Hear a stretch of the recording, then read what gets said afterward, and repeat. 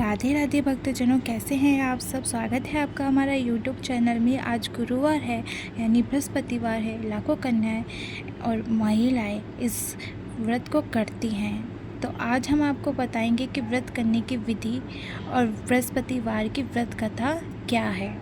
बृहस्पतिवार को सूर्योदय से पहले उठकर स्नान आदि से निर्वृत्त होकर भगवान बृहस्पति देव का स्मरण करते हुए व्रत का आरंभ करना चाहिए। उपासक को घर के किसी कक्ष में छोटा अथवा बड़ा पूजा स्थल बनाकर उसमें भगवान बृहस्पति देव की प्रतिमा की स्थापना करनी चाहिए। घर के समीप किसी मंदिर में जाकर भी भगवान बृहस्पति देव की पूजा की जा सकती है। भगवान बृहस्पति देव पीले रंग के पुष्प और पूजा के लिए पीले रंग की सामग्री को विशेष रूप से पसंद करते हैं। इसीलिए स्नान के बाद पीले रंग के वस्त्र धारण करने का विशेष महत्व बताया गया है। पीले रंग के पुष्प, केले और पीले चंदन से भगवान बृहस्पति देव की पूजा का विधान है।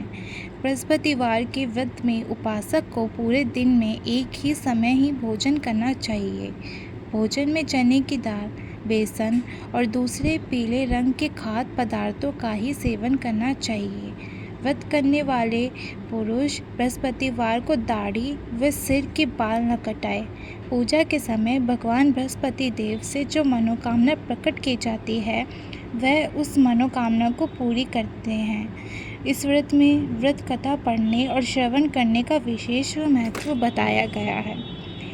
ये व्रत करने की विधि थी। अब हम आगे बढ़ते हैं, बृहस्पतिवार व्रत की कथा सुनते हैं।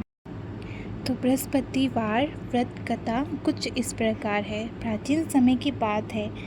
भारत में एक राजा राज्य करता था। वह बड़ा प्रतापी तथा दानी था। वह नित्य प्रति मंदिर में भगवत दर्शन करने जाता था। वह ब्राह्मण और गुरु की सेवा किया करता था। उसके द्वार से कोई भी याचक निराश होकर नहीं लौटता था। वह प्रत्येक गुरुवार को व्रत रखता एवं पूजन करता था। हर दिन गरीबों की सहायता करता था। परंतु ये सब बातें उसकी रानी को अच्छी नहीं लगती थी। वह न व्रत करती और न किसी को एक भी पैसा दान में देती थी। वह राजा से भी ऐसा करने को मना किया करती थी। एक समय की बात है कि राजा शिकार खेलने वन को चले गए। घर पर रानी और दासी थी। उस समय गुरु बृहस्पति साधु का रूप धारण कर राजा के दरवाजे पर भिक्षा मांगने आए। साधु ने रानी से भिक्षा मांगनी तो वह कहने लगी, हे साधु महाराज, मैं इस दान और पुण्य से तंग आ गई हूँ। इस कार्य के लिए तो मेरे पति देव ही बहुत है। अब आप ऐसी कृपा करें कि सारा धन नष्ट हो जाए तथा मैं आराम से रह सकूं। साधु रूपी बृहस्पति देव ने कहा, हे देवी, तुम बड़ी विचित्र हो। संतान और धन से कोई दुखी नहीं होता है, इसको सभी चाहते हैं। पापी भी पुत्र और धन की इच्छा करता है।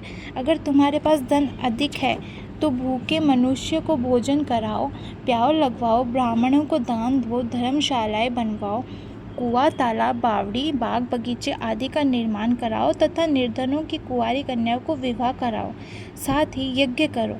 इस प्रकार के कर्मों से आपके कुल और आपका नाम परलोक में सार्थक होगा एवं स्वर्ग की प्राप्ति होगी। परंतु रानी की साधु इन बातों से खुश नहीं हुई। उसने कहा, हे साधु महाराज, मुझे ऐसे धन की आवश्यकता नहीं जिसको मैं अन्य लोगों को दान दूं तथा जिसको रखने और संभालने में ही मेरा सारा समय नष्ट हो जाए। साधु ने कहा, हे देवी, यदि तुम्हारी ऐसी ही इच्छा है तो जैसा मैं तुम्हें बताता हूँ तुम वैसा ही करना। बृहस्पतिवार के दिन घर को गोबर से लीपना, अपने केशों को पीली मिट्टी से धोना, केशों को धोते समय स्नान करना, राजा से कहना वह हजामत बनवाए, भोजन में मांस मदिरा खाना, कपड़े धोबी के यहाँ धुलने देना। इस प्रकार 7 बृहस्पतिवार करने से तुम्हारा धन नष्ट हो जाएगा। ये कहकर साधु महाराज रूपी बृहस्पति देव अंतर ध्यान हो गए। रानी ने साधु के कहने के अनुसार 7 बृहस्पतिवार तक वैसे ही करने का विचार किया। साधु के बताए अनुसार कार्य करते हुए केवल 3 बृहस्पतिवार ही बीते थे कि उसके समस्त धन संपत्ति नष्ट हो गई। भोजन के लिए दोनों समय परिवार तरसने लगा तथा सांसारिक भोगों से दुखी रहने लगा। तब वह राजा रानी से कहने लगा कि हे रानी, तुम यहाँ पर रहो, मैं दूसरे देश को जाता हूँ, क्योंकि यहाँ पर मुझे सभी मनुष्य जानते हैं, इसलिए मैं यहाँ कोई कार्य नहीं कर सकता। मैं अब परदेश जा रहा हूँ। वह कोई काम धंधा करूँगा, शायद हमारे भाग्य बदल जाए। ऐसा कहकर राजा परदेश चले गया। वह जंगल से लकड़ी काट कर लाता और शहर में बेचता। इस तरह जीवन व्यतीत करने लगा। इधर राजा के बिना रानी और दासियाँ दुखी रहने लगी। किसी दिन भोजन मिलता और किसी दिन जल पीकर ही रह जाती। एक समय रानी और दासियों को 7 दिन बिना भोजन के व्यतीत करने पड़े। तो रानी ने अपनी एक दासी से कहा, हे दासी, यह पास ही के नगर में मेरी बहन रहती है। वह बड़ी धनवान है, तो उसके पास जा और वहाँ से पास से बेसर मांग कर ले आ, जिससे कुछ समय के लिए गुजारा हो जाएगा। वह दासी रानी की बहन के पास गई। रानी की बहन उस समय पूजा कर रही थी। बृहस्पतिवार का दिन था। दासी ने रानी की बहन से कहा, हे रानी, मुझे आपकी बहन ने भेजा है, मुझे पास से बेसर दे दो। दासी ने यह बात अनेक बार कही, परंतु रानी की बहन ने कोई उत्तर नहीं दिया, क्योंकि वह उस समय बृहस्पतिवार की कथा सुन रही थी। जिस दासी को रानी की बहन से कोई उत्तर नहीं मिला, तो वह बहुत दुखी हुई। उसे क्रोध भी आया। वह लौटकर रानी से बोली, हे रानी, आपकी बहन तो बहुत ही घमंडी है। वह छोटे लोगों से बात भी नहीं करती। मैंने उससे कहा तो उसने कोई उत्तर नहीं दिया। मैं वापस चली आई। रानी बोली, हे दासी, इसमें उसका कोई दोष नहीं है। जब बुरे दिन आते हैं तब कोई सहारा नहीं देता। अच्छे बुरे का पता विपत्ति में ही लगता है। जो ईश्वर की इच्छा होगी वही होगा। ये सब हमारे भाग्य का दोष है। उधर रानी की बहन ने सोचा कि मेरी बहन की दासी आई थी, परंतु मैं उससे नहीं बोली। इससे वह बहुत दुखी हुई होगी। अंततः कथा सुन और विष्णु भगवान का पूजन समाप्त कर वह अपनी बहन के घर गई और कहने लगी, हे बहन, मैं बृहस्पतिवार की व्रत कर रही थी। तुम्हारी दासी मेरे घर गई थी, परंतु जब तक कथा होती है तब तक हम लोग न उठते हैं और न बोलते हैं, इसलिए मैं नहीं बोली। कहो दासी क्यों गई थी? रानी बोली, बहन, हमारे अनाज नहीं था। वह तुमसे कोई बात छुपी नहीं है, इस कारण मैंने दासी को तुम्हारे पास 5 सेर बेसन लेने के लिए भेजा था। रानी की बहन बोली, बहन देखो, बृहस्पति भगवान सबकी मनोकामना पूर्ण करते हैं।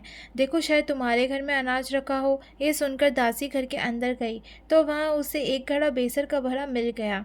उसे बड़ी हैरानी हुई, क्योंकि उसने एक एक बर्तन देख लिया था। उसने बाहर आकर रानी को बताया। दासी अपनी रानी से कहने लगी, हे रानी, अगर इनसे बृहस्पतिवार व्रत की विधि और कथा पूछ ली जाए तो उसे हम भी कर लिया करेंगे। दासी के कहने पर रानी ने अपनी बहन से बृहस्पतिवार व्रत के बारे में पूछा। उसकी बहन ने बताया, हे रानी, बहन, बृहस्पतिवार को सूर्योदय से पूर्व उठकर स्नान करके बृहस्पतिवार का व्रत करना चाहिए, लेकिन उस दिन सिर नहीं धोना चाहिए। बृहस्पतिवार के व्रत में चने की दाल और गुड़ से विष्णु भगवान का केले के वृक्ष की जड़ में पूजन करे तथा दीपक जलावे। उस दिन एक ही समय भोजन करे।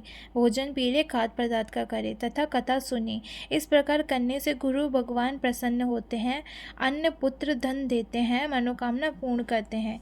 व्रत और पूजन की विधि बताकर रानी की बहन अपने घर लौट गई। रानी और दासी दोनों ने निश्चय किया कि वे बृहस्पति देव भगवान का पूजन जरूर करेंगी। 7 दिन बाद जब बृहस्पतिवार आया तो उन्होंने व्रत रखा।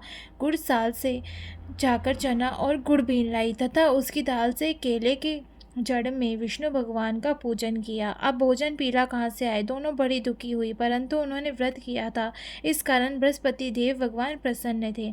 एक साधारण व्यक्ति के रूप में वे 2 थालों में सुंदर पीला भोजन लेकर आए और दासी को देकर बोले, हे दासी, ये भोजन तुम्हारे और रानी के लिए है, तुम दोनों करना। दासी भोजन पाकर बड़ी प्रसन्न हुई और रानी से बोली, रानी जी, भोजन कर लो। रानी को भोजन आने के बारे में कुछ पता नहीं था, इसलिए वह दासी से बोली, जा तू ही भोजन कर, क्यों तू हमारी व्रत में हंसी उड़ाती है? दासी बोली, एक व्यक्ति भोजन दे गया है। रानी कहने लगी, वह भोजन तेरे लिए दे गया है, तू ही भोजन कर। दासी ने कहा, वह व्यक्ति हम दोनों के लिए 2 थालों में भोजन दे गया है, इसलिए मैं और आप दोनों ही साथ साथ भोजन करेंगी। फिर दोनों ने गुरु भगवान को नमस्कार कर भोजन प्रारंभ किया। उसके बाद से ये प्रत्येक बृहस्पतिवार को गुरु भगवान का व्रत और पूजन करने लगी। बृहस्पति भगवान की कृपा से उनके पास धन हो गया, परंतु रानी फिर पहले की तरह से आलस्य करने लगी। जब दासी बोली, देखो रानी, तुम पहले भी इस प्रकार आलस्य करती थी, तुम्हें धन के रखने में कष्ट होता था, इस कारण सभी धन नष्ट हो गया। अब गुरु भगवान की कृपा से धन मिला है तो फिर तुम्हें आलस्य हो रहा है। बड़ी मुसीबतों के बाद हमने ये धन पाया है, इसलिए हम दान पुण्य करना चाहिए। तुम भूखे मनुष्यों को भोजन कराओ, प्याव लगवाओ, ब्राह्मणों को दान दो, कुआं, तालाब, बावड़ी आदि का निर्माण करवाओ, मंदिर, पाठशाला बनवाकर दान दो, कुंवारी कन्याओं का विवाह करवाओ, धन को शुभ कार्य में खर्च करो, जिससे तुम्हारे कुल का यश बढ़े तथा स्वर्ग प्राप्त हो और पितृ प्रसन्न हो। दासी की बात मानकर रानी ने इस प्रकार के कर्म करने प्रारंभ कर दिए, जिससे उनका काफी यश फैलने लगा। एक दिन रानी और दासी आपस में विचार करने लगी कि ना जाने राजा किस दशा में होंगे, उनकी कोई खोज खबर नहीं है। गुरु भगवान से उन्होंने प्रार्थना की और भगवान ने रात्रि में राजा को स्वप्न में कहा, हे राजा, उठ, तेरी रानी तुझको याद करती है, अब अपने देश को लौट जा। राजा प्रातःकाल उठकर जंगल से लकड़ियाँ काट कर लाने के लिए जंगल की ओर चल पड़ा। जंगल में गुजरते हुए वह सोचने लगा, रानी की गलती से उसे कितने दुख भोगने पड़े। राजपाट छोड़कर उसे जंगल में आकर रहना पड़ा। जंगल से लकड़ियाँ काटकर उन्हें बेचकर गुजारा करना पड़ा। उस समय उस जंगल में बृहस्पति देव एक साधु का रूप धारण कर आए और राजा के पास आकर बोले, हे लकड़हारे, तुम इस सुनसान जंगल में किस चिंता में बैठे हो, मुझे बतलाओ। ये सुन राजा के नेत्रों में आंसू भर आए और साधु की वंदना कर बोला, हे प्रभु, आप सब कुछ जानने वाले हैं। इतना कहकर राजा ने साधु को अपनी संपूर्ण कहानी सुना दी। महात्मा दयालु होते हैं। वे राजा से बोले, हे राजा, तुम्हारी पत्नी ने बृहस्पति देव के प्रति अपराध किया था, जिसके कारण तुम्हारी ये दशा हुई है। अब तुम किसी प्रकार की चिंता मत करो, भगवान पहले से अधिक धन देंगे।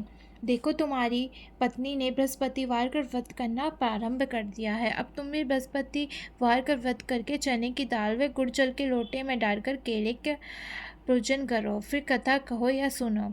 भगवान तुम्हारी सभी मनोकामनाओं को पूर्ण करेंगे। साधु को प्रसन्न देखकर राजा बोला, हे प्रभु, मुझे लकड़ी बेचकर इतना पैसा भी नहीं बचता जिससे भोजन करने के उपरांत कुछ बचा सकूं। मैंने रात्रि में अपनी रानी को व्याकुल देखा है। मेरे पास कोई साधन नहीं जिससे समाचार जान सकूं। फिर मैं बृहस्पति देव की क्या कहानी कहूँ, मुझको तो कुछ मालूम भी नहीं है। साधु ने कहा, हे राजा, तुम किसी बात की चिंता मत करो। बृहस्पतिवार के दिन तुम रोजाना की तरह लकड़ियाँ लेकर शहरों में जाओ। तुम रोज़ से दुगना धन प्राप्त होगा, जिससे तुम भली भांति भोजन कर लोगे तथा बृहस्पति देव की पूजा का सामान भी आ जाएगा। बृहस्पति देव की कथा इस प्रकार है।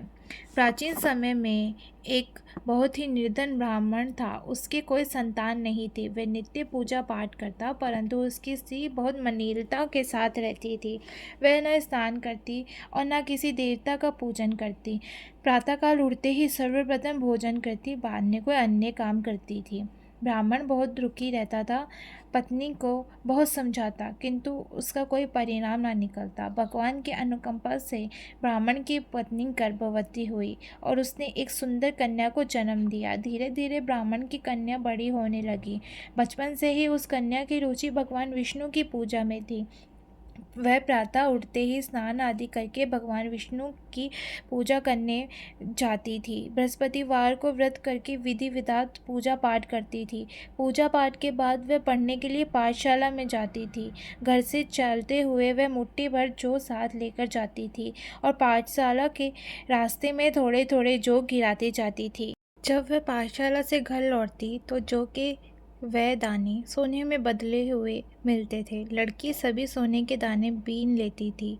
एक दिन जब वह सोने के दानों को साफ कर रही थी तो उसकी माँ ने कहा, बेटी, सोने के दाने साफ करने के लिए सोने का सूप भी होना चाहिए। अगले दिन बृहस्पतिवार था। उसने भगवान बृहस्पति देव की पूजा करते हुए प्रार्थना की, हे भगवान, यदि मैंने आपका व्रत विधिवत किया हो तो मुझे सोने का सूप दे दो। भगवान बृहस्पति देव ने उसकी मनोकामना पूरी करने का वचन दिया। पाठशाला से लौटते समय उसे रास्ते में सोने का सूप पड़ा हुआ मिला। घर लौटकर सोने का सूप अपनी माँ को दिखाकर वह सोने के दाने साफ करने लगी। उसी समय नगर का राजकुमार उसके घर के पास से गुजरा और उस सुंदर लड़की को सोने के सूप में जौ साफ करते देख राजकुमार उस पर मोहित हो गया। महल में लौटकर राजकुमार ने राजा से उस लड़की से विवाह करने की इच्छा प्रकट की तो राजा ने ब्राह्मण को महल में बुलाकर राजकुमार से उस लड़की के विवाह की बात कही। ब्राह्मण तैयार हो गया। धूमधाम से उस लड़की का विवाह राजकुमार से हो गया। दुल्हन बनकर ब्राह्मण की लड़की महल में चली गई। लड़की के चले जाने से ब्राह्मण फिर निर्धन हो गया। उसे कई कई दिन भोजन भी नहीं मिलता था। बहुत दुखी होकर ब्राह्मण का एक दिन अपनी लड़की के पास गया। अपने पिता से निर्धनता का समाचार सुनकर उसने बहुत सा धन देकर पिता को विदा किया। उस धन से ब्राह्मण के कुछ दिन तो आराम से गुजर गए, लेकिन जल्दी ही फिर भूखे मरने की हालत हो गई। ब्राह्मण अपनी लड़की से धन लेने के लिए फिर महल में पहुंचा। लड़की ने पिता की बुरी हालत देखकर कहा, पिताजी, आखिर आप कब तक मुझसे धन लेकर जीवन यापन करेंगे? आप कोई ऐसा उपाय क्यों नहीं करते जिससे आपका घर धन संपत्ति से भर जाए? ब्राह्मण ने कहा, मैंने तेरी माँ को बहुत समझा लिया, पर उसकी समझ में कुछ नहीं आता। उसकी नासमझी नष्ट हो तो घर की निर्धनता भी दूर हो जाए। जब तक सोचकर लड़की ने पिता से कहा, पिताजी, आप कुछ दिनों के लिए माँ को मेरे पास छोड़ जाओ। ब्राह्मण अपनी पत्नी को लड़की के पास महल में छोड़ आया। लड़की ने अपनी माँ से कहा, माँ, तुम कल प्रातः उठकर स्नान आदि करके भगवान बृहस्पति देव विष्णु की पूजा अवश्य करना। पूजा करने से तुम्हारी निर्धनता अवश्य दूर हो जाएगी। उसकी माँ ने कोई बात नहीं मानी। तब क्रोधित होकर लड़की ने अपनी माँ को एक कक्ष में बंद कर दिया। सूर्योदय के समय माँ को उठाकर जबरदस्ती उसे स्नान कराया और फिर मंदिर में ले जाकर भगवान बृहस्पति देव की पूजा कराई। कुछ दिनों तक ऐसा करने से माँ की बुद्धि में परिवर्तन हुआ और वह स्वयं बृहस्पतिवार को व्रत करने लगी। उसके व्रत रखने से ब्राह्मण के घर में भगवान विष्णु की अनुकंपा से धन की वर्षा होने लगी। दोनों पति पत्नी धन संपत्ति पाकर आनंद पूर्वक इस रोग का सुख भोग कर स्वर्ग को प्राप्त हुए। इस तरह राजा से कहानी कहकर साधु देवता वहां से लोप हो गए। लकड़हारा बने राजा ने साधु से बृहस्पति देव की ये कथा सुनकर बृहस्पतिवार का व्रत करने का निश्चय किया। धीरे धीरे समय व्यतीत होने पर फिर बृहस्पतिवार का दिन आया। राजा जंगल से लकड़ी काटकर शहर में बेचने गया। उसे उस दिन और दिनों से अधिक धन मिला। राजा ने चना गुड़ आदि लाकर बृहस्पतिवार का व्रत करके भगवान विष्णु की पूजा की। उस दिन से उसके सभी कलेश दूर हो गए। लेकिन अगले बृहस्पतिवार को कामकाज में अधिक व्यस्त रहने के कारण उसने भगवान बृहस्पति देव का व्रत नहीं किया। भगवान बृहस्पति देव लकड़हारे से क्रोधित हो गए और उससे भूल की सजा दी। उस दिन नगर के राजा ने नगर में घोषणा करके सबको सूचित किया, प्रत्येक नागरिक मेरे महल में भोजन करने आए। जो नहीं आएगा उससे अपराधी मानकर भारी दंड दिया जाएगा। लकड़हारे बने राजा ने उस नगर के राजा की घोषणा तो सुनी, लेकिन जंगल से लकड़ी काट कर लाने और उन्हें बेचने में देर हो जाने के कारण वह समय पर महल में भोजन करने नहीं जा सका। अंततः राजा के सैनिक लकड़हारे को पकड़कर महल में ले गए। राजा ने उसे महल के एक कक्ष में बैठाकर भोजन कराया और कक्ष में एक खूंटी पर रानी का सोने का हार लटका हुआ था। लकड़हारा अकेला उस कक्ष में भोजन कर रहा था। तभी उसने एक आश्चर्यजनक घटना घटित देखी। देखते ही देखते वह खूंटी हार को निकल गई। थोड़ी देर के बाद रागर के राजा ने हार को गायब देखा तो लकड़हारे को कारावास में डलवा दिया। लकड़हारा मन ही मन अपने भाग्य को कोसने लगा।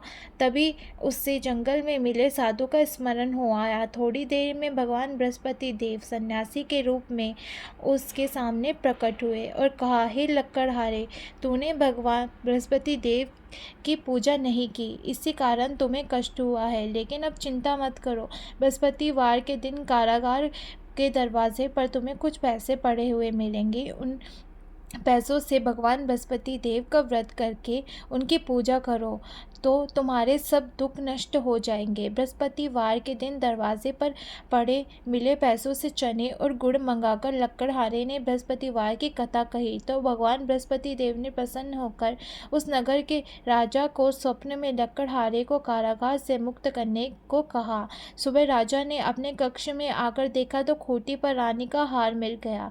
राजा ने लकड़हारे को मुक्त कर दिया और उसे धन और आभूषण देकर विदा किया। लकड़हारा बना राजा उस नगर से चलकर अपने नगर में पहुंचा तो उसे नगर में कुएं, धर्मशाला, बाग बगीचे देखकर बहुत प्रसन्न हुआ।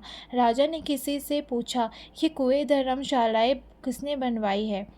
सबने उसने बताया कि यह सब रानी और दासी ने बनवाए हैं। राजा महल में पहुंचा तो रानी ने उसका भव्य स्वागत किया। तब राजा ने निश्चय किया कि सप्ताह में एक बार तो सभी बृहस्पति देव का व्रत तथा पूजन करते हैं, परंतु मैं प्रतिदिन किया करूँगा तथा दिन में 3 बार कथा कहा करूँगा।